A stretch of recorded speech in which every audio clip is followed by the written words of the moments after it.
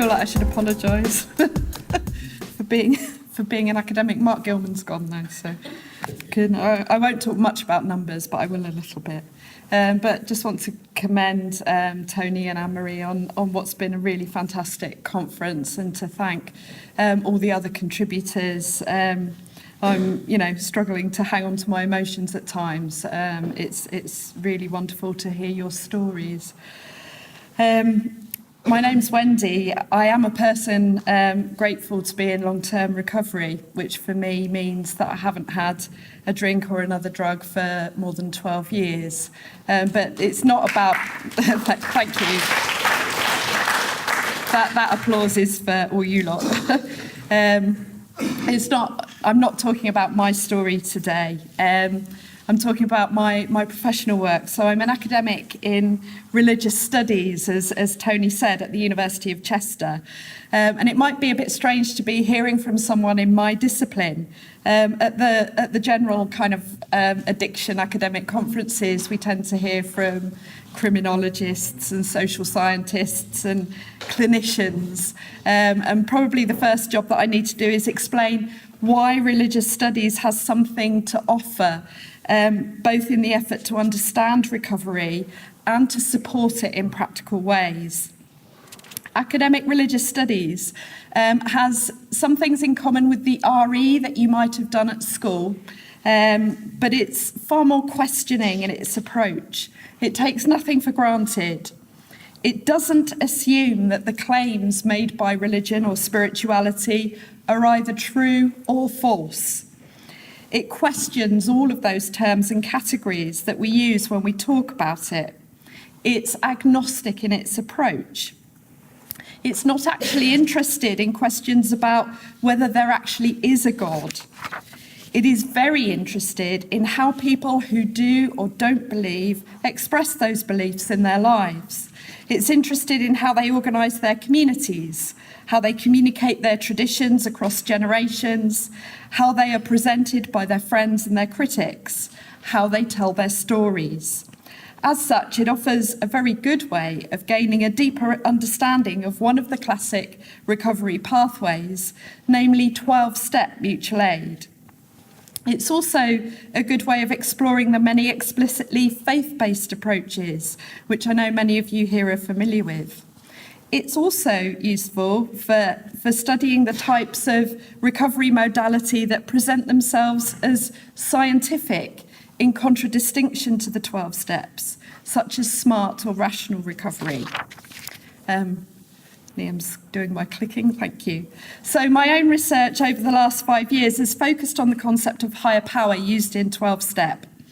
We've conducted 70 semi-structured interviews with members of a range of 12-step fellowships and questionnaire 107. As the title suggests, our main focus has been to get a better understanding of what people in 12-step recovery mean by higher power, and how that idea of higher power operationalises in their lives and in their recoveries. It's hard to summarise the findings in a short presentation, but the key headlines are diversity and personal autonomy. By this I mean there are many different accounts given of higher power by fellowship members, that's diversity, and people make up their own minds about what they think it is, that's personal autonomy. The 12-step programme originated in Alcoholics Anonymous, founded in the 1930s in the US, for the most part by straight white Christian men. However, almost immediately, the freedom to decide for oneself what one's higher power was going to be was enshrined in the steps and all the associated literature. It didn't matter if one's higher power was one's friends in recovery, the good orderly direction of the steps, a group of drunks or druggies, the power of the rooms, or simply a better version of oneself, or as Jung would call it, a higher self. Even the critics of 12-step programmes from the ranks of smart or rational recovery argue that people who don't seem to recover naturally need some sort of outside help, be that a group or a structure of some kind. 12-step people simply call that help a higher power. Our research suggests that over the 80 years in which the 12-step approach has been helping people find abstinent recovery, ideas about higher power have become more diverse and inevitably more apparently secular, human and relational.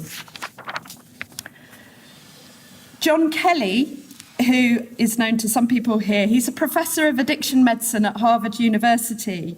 He claims that 12-step mutual aid is, and I quote, the closest thing to a free lunch in public health.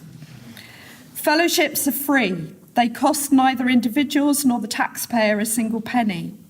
They are available in almost every locality except areas of very low population.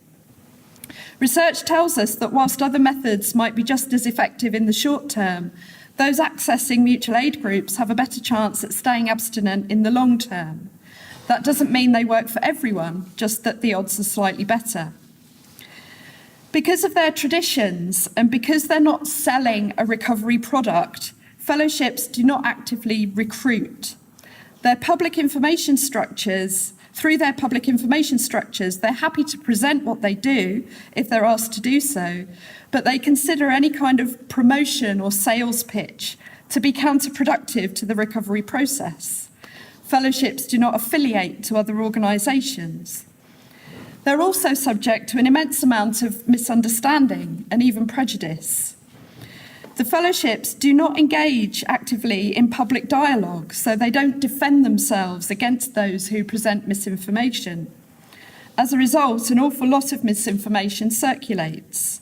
People who need them are put off, often by things that aren't true, sometimes by things that have an element of truth, but require some careful explaining or contextualising. And one of my questions today is, who is going to do this explaining or contextualising? Ed Day of Birmingham and King's has done a couple of frankly jaw-dropping studies which show that well over half the professionals working in treatment services have not ever attended an open meeting in a 12-step fellowship, and also that only a minority of professionals help their clients to access mutual aid. The concerns expressed by professionals, so Ed Day has asked professionals, why is this? What do you perceive the barriers to be? And although their answers are based often on ignorance, they're not necessarily completely irrational. Amongst a whole range of other factors, Day has noticed these two anxieties: religion and groups.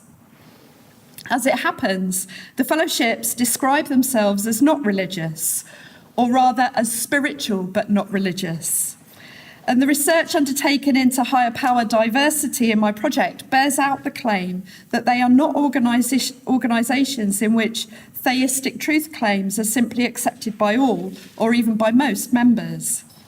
There are plenty of atheists in the fellowships, let alone agnostics, Buddhists and pagans. It is perhaps understandable if professionals were to look at the 1930s literature or the 12 steps themselves, that they might conclude that the claim it's not religious is unsustainable. I argue, though, they must go deeper than this and observe the contemporary practice of 12-step recovery. Then they will see members interpreting the various sources of authority in highly personal ways, and people are assigned complete freedom to do so. The fact is, there's a huge gulf between professional treatment and the fellowships, which the fellowships can't themselves address because of their traditions. Because the project can accurately describe the way that people negotiate the apparently religious concepts in the 12-step programme, it can help people who don't identify as religious to form a recovery identity for themselves within a 12-step context. So my colleague, John Stoner, there's some numbers, Mark's gone, so it's okay.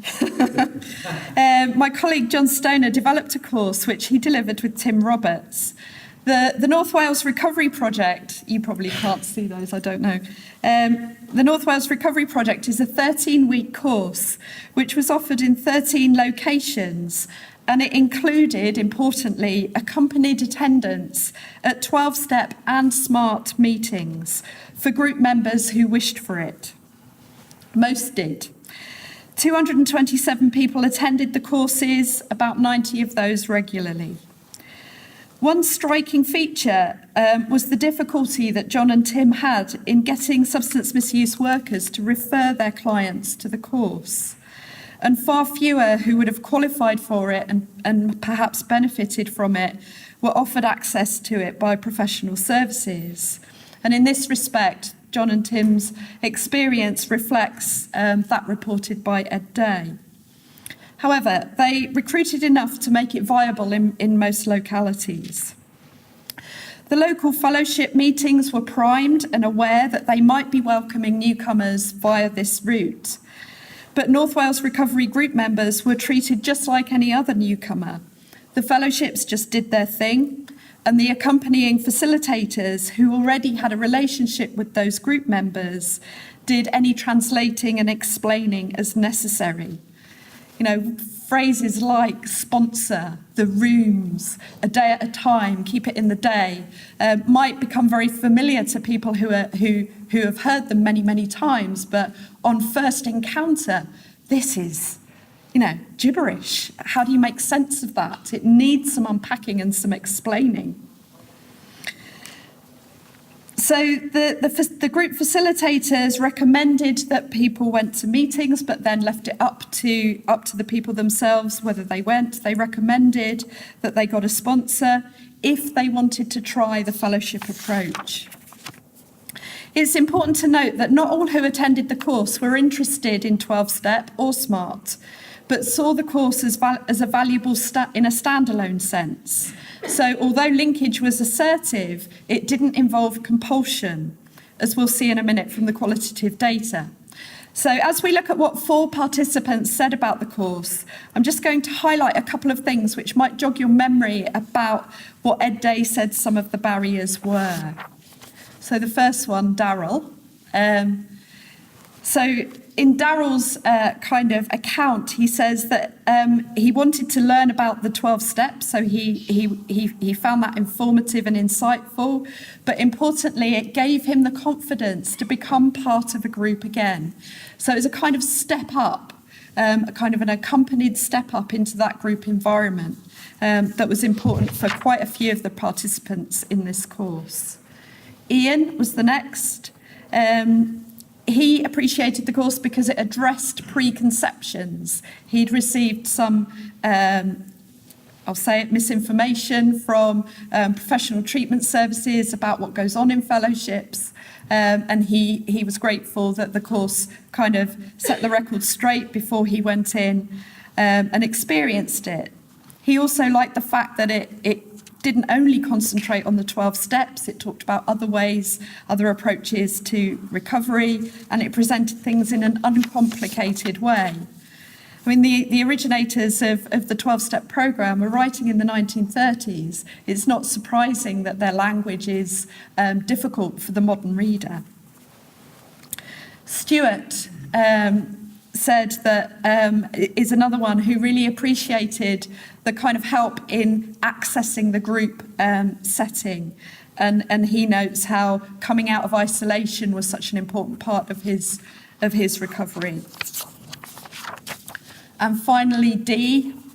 Dee was somebody who wasn't interested in accessing any fellowships or any mutual aid, but she was interested in the course just as a standalone introduction to addiction and recovery.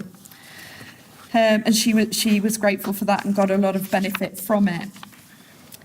So to bring what I'm saying back to the conference theme of stories and narratives, I want to point out something that the criminologist Shad Maruna did this amazing study, the Liverpool desistance study. So looking at people who'd been in prison in Liverpool and hearing their stories and trying to hear what was different about the stories of people who managed to desist from crime after after they'd come out of prison. And he said one of the distinctive features in their stories was their ability to retell their story in a way that emphasised recovery and self-improvement.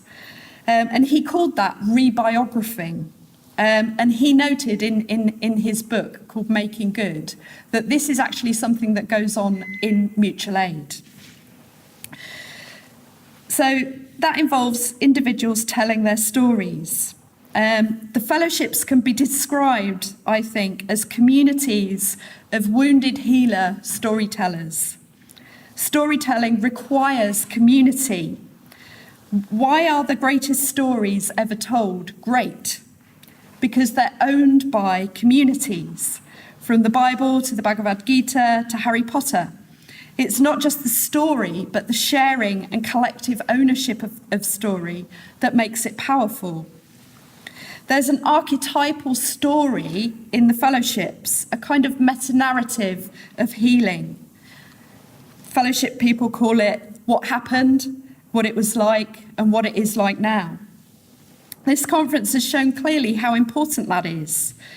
Within fellowships, individuals, through a process of telling and retelling, adapt their own stories to that meta-narrative. Groups and communities are necessary for that. Anything that helps people access groups so that this storytelling can occur has got to be a good thing. 12-step facilitation helps to make the fellowships available to people who need those stories. Other things are needed by those people too, of course, but facilitated access is part of the picture. The fellowships too, and I feel rather bold kind of saying this, but the fellowships too can do things. I think they might make better use of their group conscience process to think about how attractive they are to newcomers and to address something that occasionally crops up, casual racism, sexism and homophobia, just to make sure that everybody has equal access to the fellowships, because the fellowships and any kind of mutual aid provide an extraordinary and story-based recovery modality. Thank you.